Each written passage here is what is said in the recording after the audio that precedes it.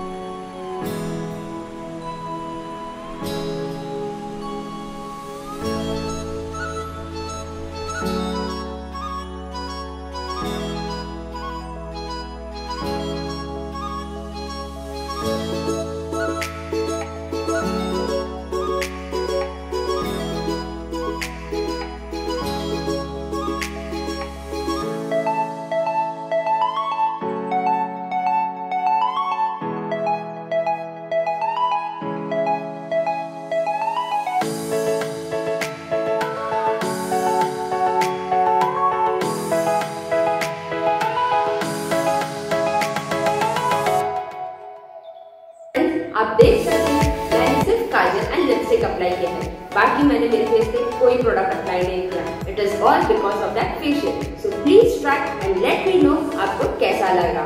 Friends, आपको मेरा YouTube channel पसंद आ रहा है तो प्लीज इसे लाइक, शेयर एंड सब्सक्राइब जरूर कीजिएगा। सलमान खान की मूवी का एक डायलॉग है ना, अगर आप मुझे थैंक यू बोलना चाहते हो तो थैंक यू मत बोलो, इंस्टेड 3 लोगों की हेल्प करो। इन सेम वे, अगर आपको मेरा वीडियो पसंद आ रहा है तो प्लीज इसे अपने पास मत रखिए। मुझे थैंक यू बोलने के बदले आप 3 लोगों को शेयर कीजिए एंड मेरे चैनल की फैमिली को बड़ा बनाइए।